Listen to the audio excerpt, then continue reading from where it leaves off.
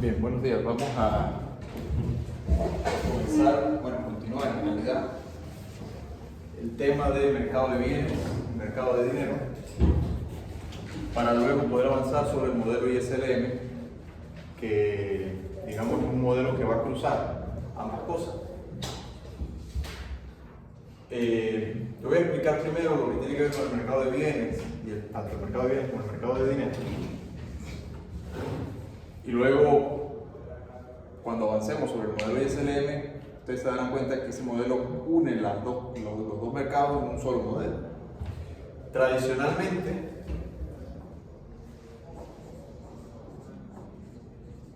el mercado de bienes,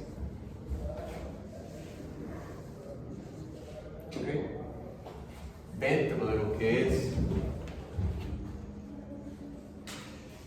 el Producto Interno Bruto, o sea, el ingreso de la economía, que debe ser igual a su demanda agregada por la vía del enfoque del gasto.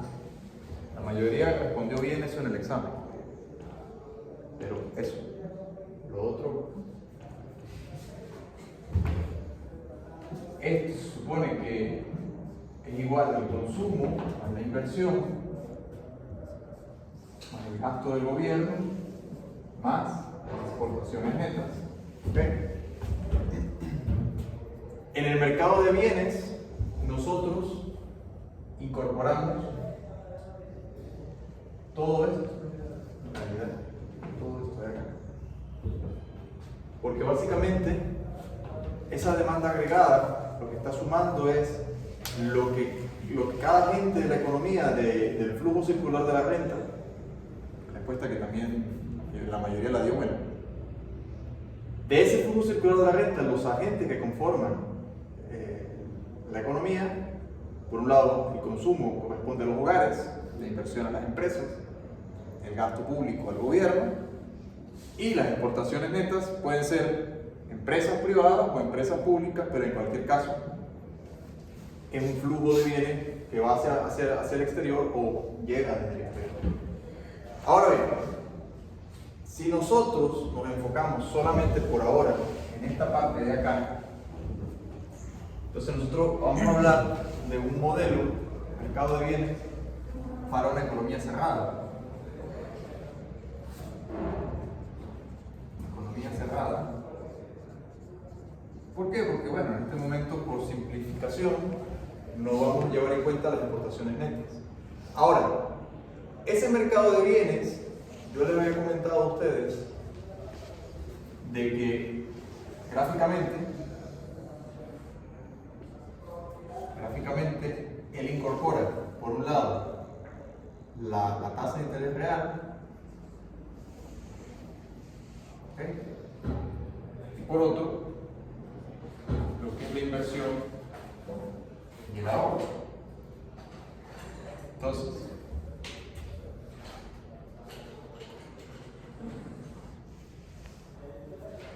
el ahorro tiene una relación positiva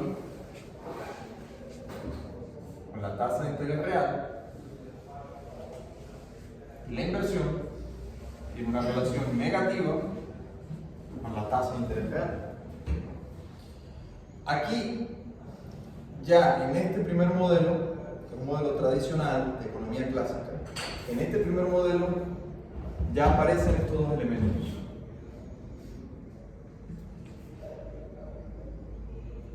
El consumo, porque es la diferencia del ingreso menos el ahorro, ¿okay?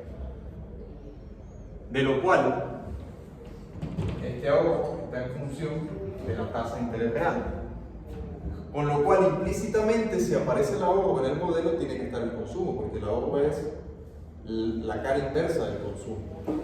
O dicho de otra manera, el ahorro es el consumo diferido, así lo definimos en macroeconomía. Consumo presente, ahorro, consumo diferido. Porque básicamente todo aquello que se ahorra en algún momento futuro ha de consumirse. ¿Okay? De esa manera entendemos el ahorro como una variable que traslada el consumo entre periodos. Por lo tanto, el precio que regula ese mercado es un mercado muy especial. Y aquí es donde muchos se pierden, caen en la duda. Muchos se pierden, por eso pónganle atención a esto. Porque la tasa de interés es el precio que regula ese mercado. Pero es un tipo de precio muy especial, porque es un mercado muy especial. Porque es un mercado no en el mismo periodo, sino es un mercado entre periodos. Y claro, no estamos acostumbrados en términos cotidianos a verlo de esa manera. Una persona que se dedica a hacer inversiones, sí. O una persona experimentada en los negocios, sí.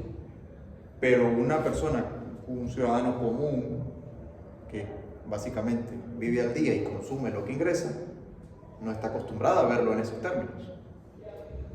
Ahora, ese precio, que es el tipo de interés real, ustedes se preguntarán, ¿qué diferencia hay entre real y tasa de interés nominal?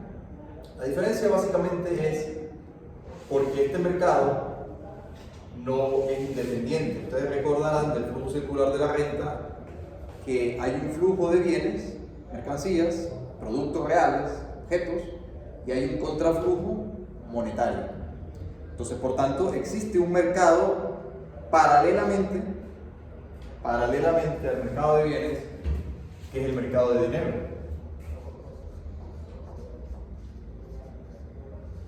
Mercado de dinero.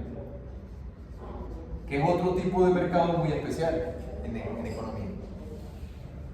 Porque básicamente el mercado de bienes lo que está haciendo referencia es a la suma agregada de los N mercados microeconómicos que pueden haber en una economía. ¿Me explico? Mercado de N bienes, mercado de N productos, alimentos, energía, vestuario, maquinaria, muebles. ¿Me explico? Pero aquí estamos llevando en cuenta todos los mercados. Por lo tanto, hace referencia a uno solo, que es el mercado de bienes. Lo que pasa es que hay bienes del tipo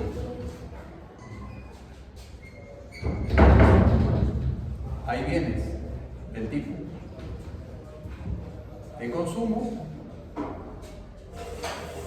y hay bienes de tipo capital. ¿Ok? Los bienes de consumo no tienen misterio, básicamente. Son aquellos que se agotan una vez que son consumidos, una vez que ellos se utilizan para satisfacer necesidades. Ahora, los bienes de capital conducen a la inversión. ¿Ok? Entonces aparece esto de acá.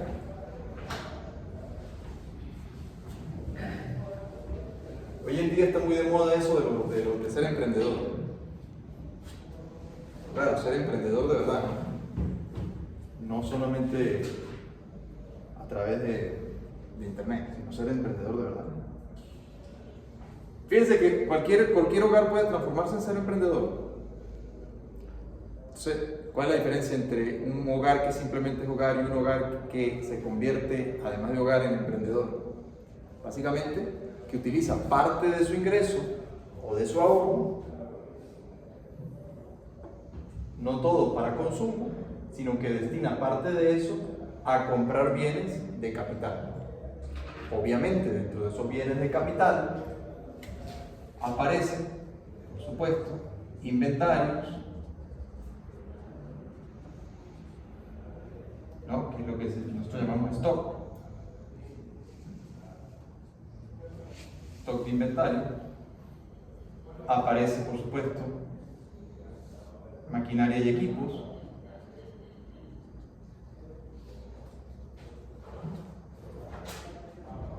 Tal como lo llevan en contabilidad. De la misma manera, maquinaria y equipos, inventarios. ¿Qué otra cosa ven en contabilidad? Que que tiene que manejar una empresa como parte de inversión.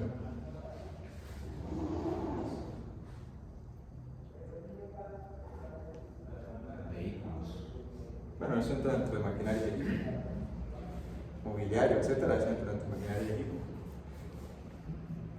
Insumos entra dentro de los inventarios. Una parte muy importante: capital financiero. ¿Cuántos dólares tienes? O euros, o bolívares, o pesos, o bitcoins, o USDT, o todo lo que pueda ser dinero o cuasi dinero, que constituye el capital financiero de la empresa. Entonces, digamos que todo esto de aquí, son bienes hasta aquí. Porque este de aquí ya entra en el mercado de dinero. ¿Ok? ¿Se entiende la idea? Aquí no estamos haciendo referencia a un solo mercado. El mercado de bienes engloba todo por la demanda agregada de la economía, toda la producción de la economía. Por otra parte, tiene que haber un flujo monetario que permite el intercambio de esos bienes y servicios dentro de la economía, que da lugar a otro tipo de mercado muy especial. El mercado de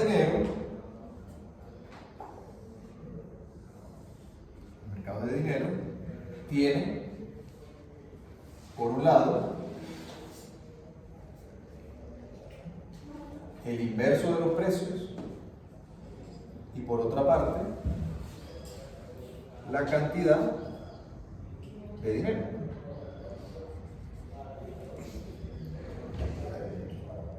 ¿Okay? De manera de que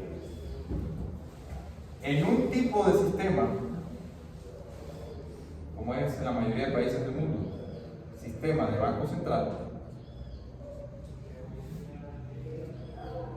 si tiene el tipo de sistema banco central, entonces la oferta monetaria la controla, la fija la autoridad, que es el Banco Central.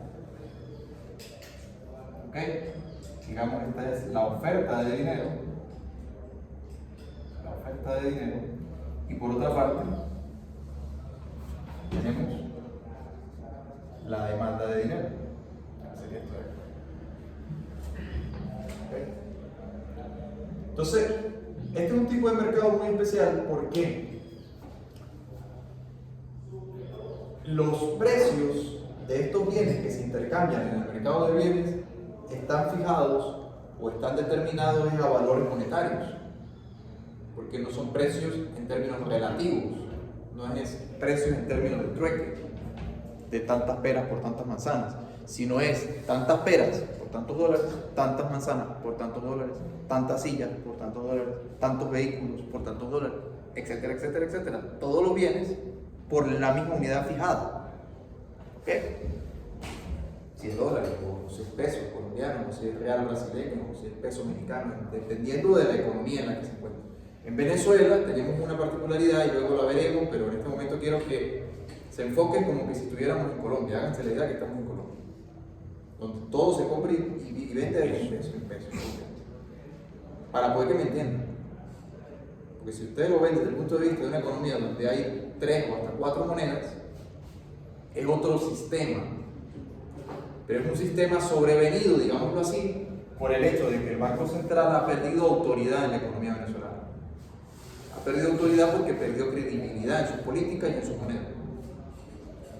Pero, vayámonos al caso clásico normal de una economía que tiene autoridad monetaria y por lo tanto el Banco Central fija la cantidad de dinero y todos los que han ido a Colombia o a otro país saben que si ustedes llevan dólares tienen que ir a una casa de cambio, si no es como si no tuvieran nada. Entonces no se lo van a recibir. Entonces, en ese contexto de ese tipo de economías, donde el Banco Central funciona, tiene poder de fijar la cantidad de dinero, por lo tanto, a partir de allí el nivel de precios. ¿Ok? Entonces, aquí hay algo muy particular que es la demanda de dinero. Porque si bien la oferta la fija el Banco Central, ¿ok? la demanda de dinero es la preferencia del público, de la población, de esa economía, por la cantidad o por las cantidades de dinero que hay disponibles.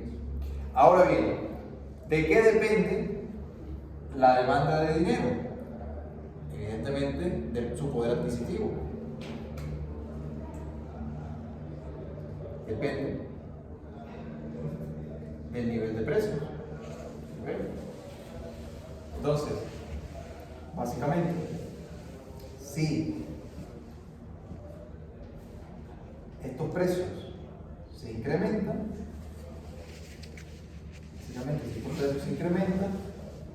toda esta razón se hace más pequeña, por lo tanto aumenta la demanda de dinero. Es una idea intuitiva. El hecho de que si en un momento dado los precios suben, yo tengo que buscar más dinero para poder seguir comprando lo mismo que antes. Sin embargo, esta característica del mercado de dinero se da en un periodo, o se da si ocurre una vez. Si se hace sistemático que los precios suban, entonces este tipo de configuración del mercado de dinero cambia. ¿Por qué cambia? Porque se pierde la confianza en la moneda. Por lo tanto, ahí lo que va a ocurrir es un desplazamiento de la demanda de dinero hacia abajo. Repito, si los precios aumentan en un periodo, es decir, aumento de precios es transitorio, si es transitorio, entonces, evidentemente, eso implica que aumente la demanda de dinero. ¿Okay? Aumenta la demanda de dinero. Básicamente, repito, aumentan los precios, cae la razón del poder adquisitivo porque el dinero ahora me alcanza menos, entonces tengo que buscar más dinero. Pero si es transitorio el aumento de precios. Si por el contrario,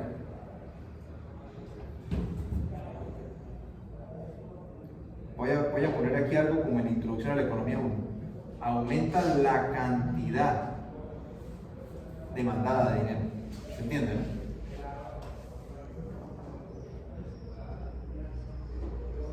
Aumenta la cantidad demandada de dinero. Por otra parte, si el aumento de precios, el nivel de precios, es permanente, cambia la situación. Porque si ese aumento de precios es permanente, se crean expectativas. Si se crean expectativas, esto es como que si el aumento de precios en una economía es algo anormal y tomó a la gente por sorpresa. Si la toma por sorpresa, la gente busca más dinero para poder. Nunca aumentan los precios. De repente tú llegas, cónchale, el pan subió de $1 a 1.50, pues tengo que buscar el 0.50 para poder comprar el pan. Pero es algo que nunca había pasado antes, o tenía muchos años que no pasaba. ¿Se entiende la idea? Ahora, si nos vamos a un caso distinto, donde el aumento de precios es permanente, lo cual se parecería más a la economía venezolana. Si el aumento de precios es permanente, entonces cae toda la demanda de dinero. O sea, lo que cae es toda la demanda. Esto es como en Introducción 1. ¿Se acuerdan de Introducción 1? La diferencia entre cuando aumenta la cantidad demandada y cuando aumenta la demanda. Esto igual. Cuando aumenta el precio, repito, por un periodo, pero luego los precios vuelven a su normalidad, pueden aumentar porque, bueno, pasó algo que perturbó la economía y aumentaron los precios. Evidentemente hay que buscar más dinero. Pero si ese aumento se sigue haciendo sistemático, lo cual no es otra cosa que inflación, entonces esa inflación hace que la gente pierda confianza en la moneda, se refugie en otras monedas, con lo cual toda la función de demanda de dinero cae. ¿Me explico? Primer caso, un aumento transitorio. Esto se incrementó, digamos, pasó. Aquí la economía está en equilibrio, ¿verdad?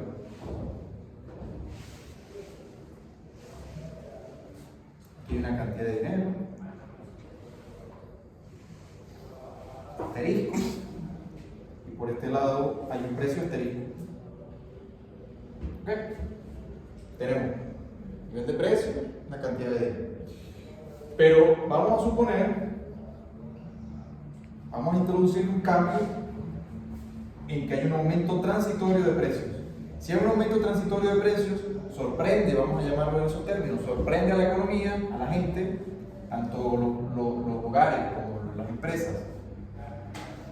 Buscan más dinero, por lo tanto ese incremento hace que toda esta razón caiga. ¿Verdad? Tenemos un precio prima donde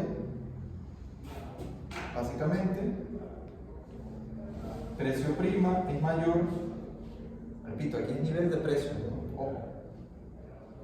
Yo aquí no estoy hablando del precio de un bien, estoy hablando del nivel de los precios conjuntos, o sea, básicamente el promedio del IPC, para que me entiendan. Digamos, ese incremento del precio hace que caiga el poder adquisitivo. Esta razón 1 sobre P, véanlo como el poder adquisitivo del dinero. Lógicamente, si los precios suben, el poder adquisitivo cae. Sí. Luego, por tanto, si esta razón cae,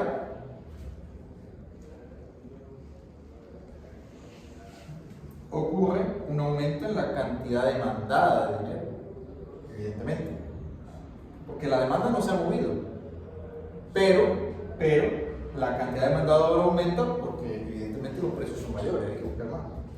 Por lo tanto, eso nos desplazaría sobre una cantidad M',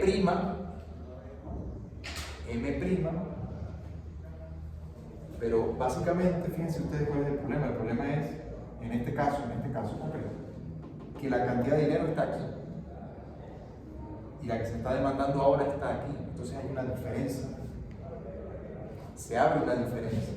Esa diferencia, y en este caso, o en este momento es donde empieza a unirse este mercado con este. Y vamos a dar respuesta a lo que yo preguntaba, ¿qué diferencia hay entre tasa de interés real y tasa de interés nominal? De que esta diferencia, como ahora se empieza a buscar más dinero, entonces lo que implica es que la tasa de interés que pagan todos los activos denominados en esa moneda sube. Está aumentando la demanda de dinero. Es como si por ese periodo transitorio el dinero se hace escaso. Adelante. Es como que si solo por ese periodo el dinero se hace escaso. Claro, cuando el dinero se hace escaso, entonces los bancos o aquellos que utilizan el dinero para darlo en préstamo tienen que subir o elevar la cantidad o el precio que cobran por el servicio de prestar ese dinero. A partir de allí,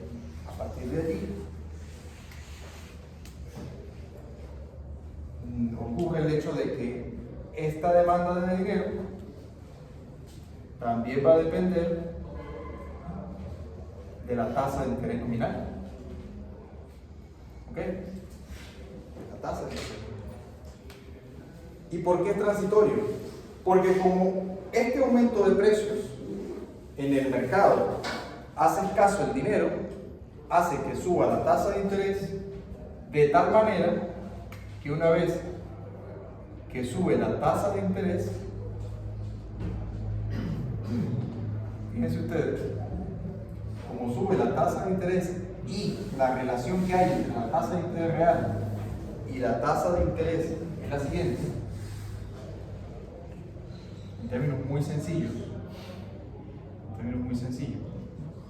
la tasa de interés real es igual a la tasa de interés nominal menos la inflación, donde si nosotros hacemos que la inflación tienda a cero, no digo que sea cero, si la inflación tiende a cero, esta tasa de interés real se parece, o sea, se asimila a la tasa de interés nominal. Luego, si esta tasa de interés nominal sube,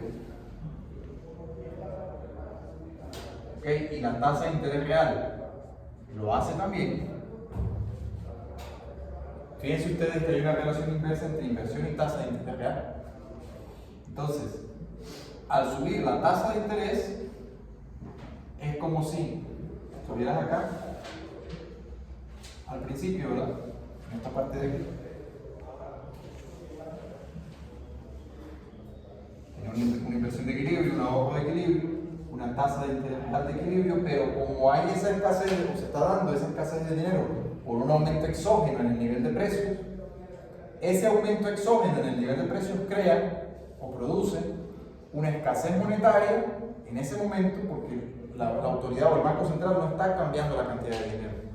No la está tocando. Estamos analizando solo la demanda. Luego, por tanto, como aumenta la tasa, el dinero se hace escaso, los prestamistas de dinero tienen que aumentar el precio que cobran por reponer ese dinero en el futuro, que es la tasa de interés nominal que rinde un instrumento de deuda, básicamente un bono.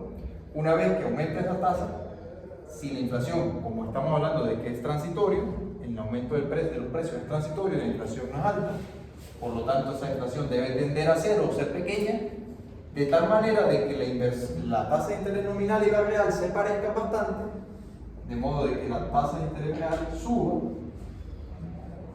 digamos, sobre la tasa de interés real prima, que ocasiona, fíjense ustedes, una caída en la inversión. Y por supuesto, ocasiona un aumento en el ahorro.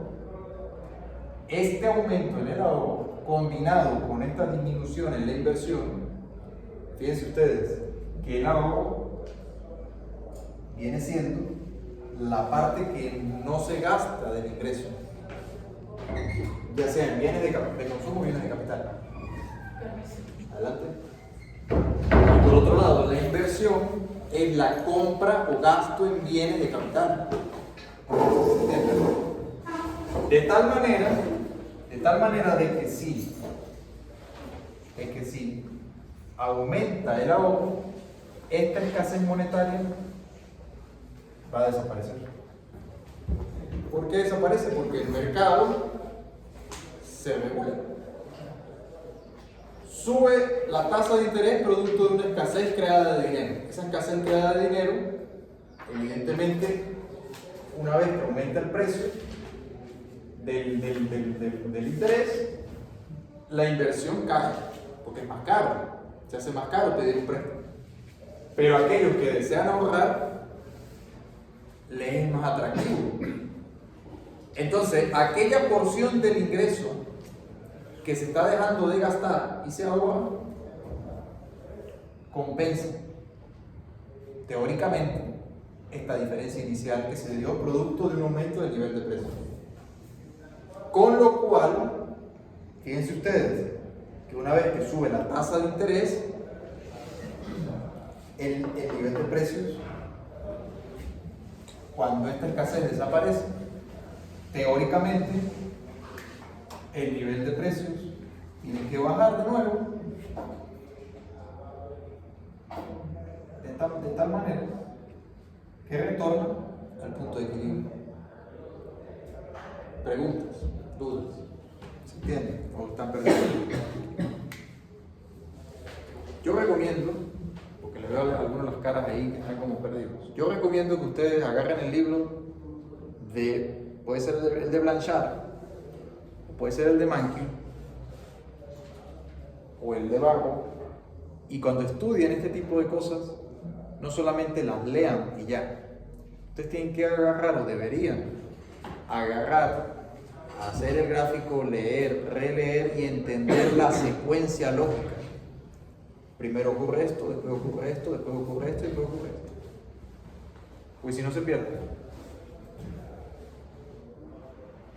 Y fíjense que yo aquí estoy analizando un caso, no he entrado en el otro. Okay, no he entrado en el otro. Preguntas, comentarios, dudas.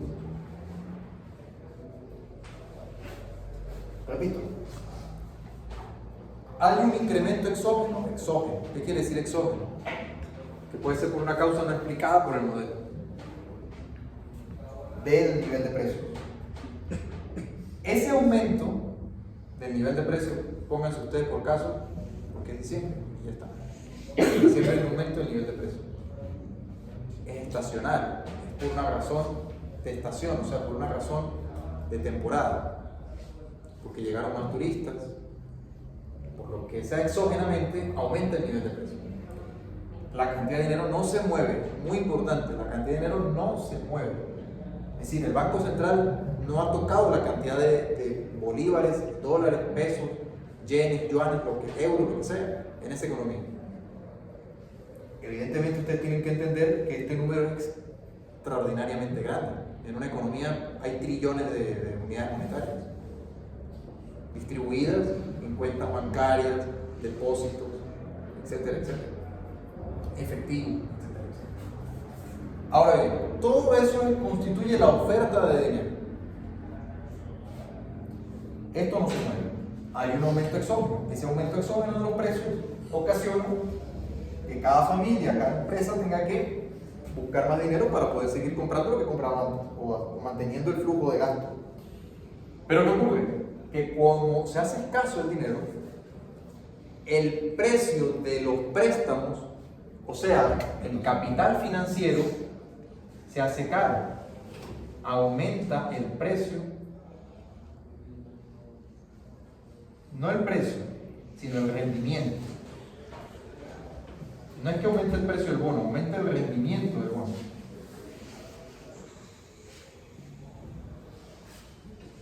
Entendiendo por bono cualquier tipo de instrumento de deuda.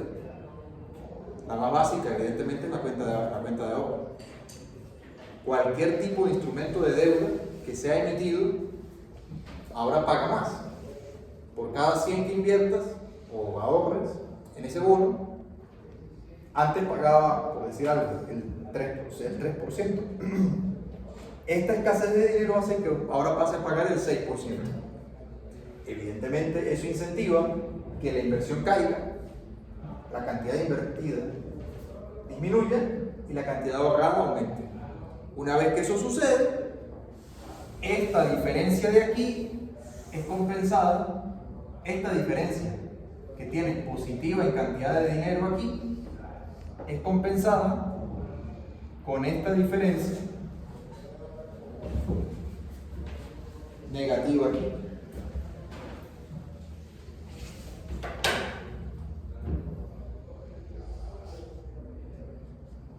¿Se entiende? Con lo cual, esa escasez que había de dinero se repone. Y por lo tanto, los precios vuelven, la tasa de interés vuelve a bajar y el nivel de precios, digamos que había subido, vuelve a bajar. Con lo cual, el poder adquisitivo del dinero se estabiliza. Cosa muy importante, la autoridad monetaria no tocó la cantidad de dinero. Ustedes, me imagino que ya muchos, o deberían estarse imaginando aquí, que esto no ocurre en la realidad, o es difícil que esto ocurra en la realidad.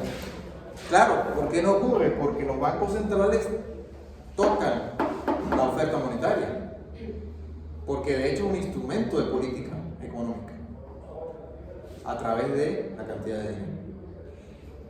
Vamos ahora a ese caso.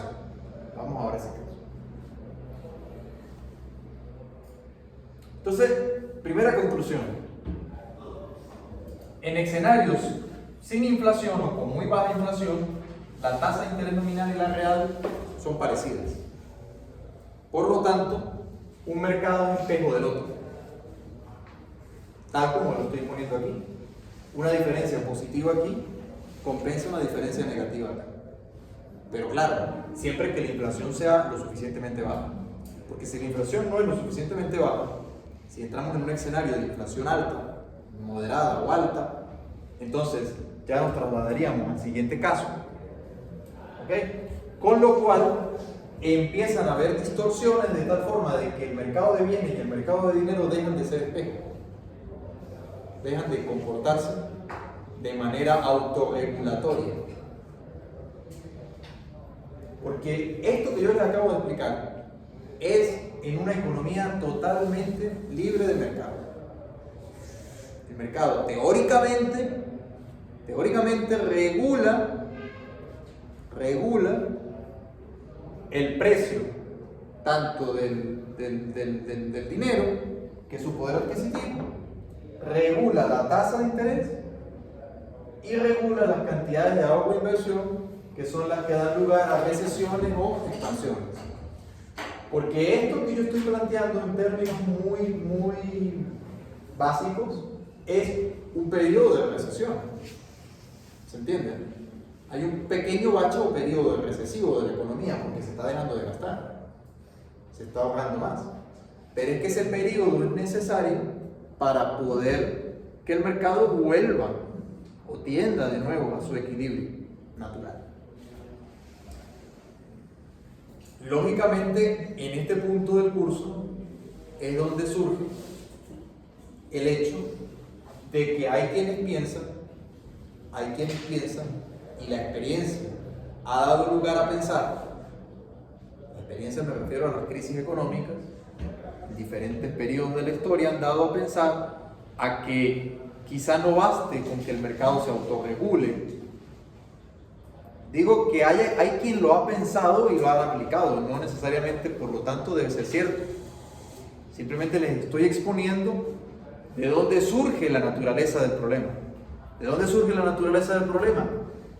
De que esto que en teoría parece viable, han habido experiencias que porque la realidad es más compleja que un simple modelo, aparecen periodos donde esta distancia no se cierra. Digamos, esta diferencia no compensa esta, como lo predeciría el modelo este. Pues un modelo clásico, tradicional, lo dije al principio. Y es en ese sentido donde surge la economía keynesiana, o macroeconomía keynesiana. Tanto la keynesiana fiscal como la monetarista, que luego surgió. ¿Por qué? Porque surge el tema de que, y si el gobierno puede hacer algo, o la autoridad puede hacer algo en esa economía, para acortar los tiempos, o para reducir los tiempos de ese bache. Porque este bache económico, entiendan ustedes que si esto se distancia, la inversión y el ahorro se distancian, empiezan a haber problemas en la economía. ¿Problemas de qué tipo? En este caso una recesión. ¿Por qué es una recesión? Porque la inversión es menor que el ahorro. ¿Qué quiere decir esto? Si la inversión es menor, la cantidad producida va a caer. Por lo tanto hay un bache en el producto. O sea, fíjense ustedes, esta disminución de la inversión, que además se acompaña de una disminución en el consumo, porque si está aumentando el ahorro, necesariamente, y esto es fijo, esto tiene que disminuir, ¿verdad? Entonces, si cae la inversión y cae el ahorro, cae el consumo, por lo tanto, cae la demanda agregada y cae la producción. Dicho en términos gráficos, yo tengo por acá el tiempo, yo tengo por acá el producto, digamos, la economía venía más o menos así, y ahí experimenta un bache. ¿Por qué experimenta el bache? Porque hay un aumento de precios transitorio, lo que sea, hay una escasez de dinero que causa encarecimiento de los préstamos, que hace que caiga la inversión y aumenta el ahorro, pero teóricamente ese aumento del ahorro debe compensar en el futuro la caída inicial, con lo cual retornar, digámoslo, hacia la senda que traía. ¿Se entiende, no? La gráfica continua es la real, la gráfica punteada es la estimada, digamos, la promedio, la proyectada. Dicho de otra manera, si yo tengo una serie de datos donde la gráfica que está continua son los datos reales, pero la punteada es como una regresión lineal, eso ustedes lo van a ver en econometría, donde yo lo puedo ver, lo puedo mirar como qué hubiese pasado si no hubiese habido crisis, si hubiese seguido una trayectoria promedio. ¿Se entiende?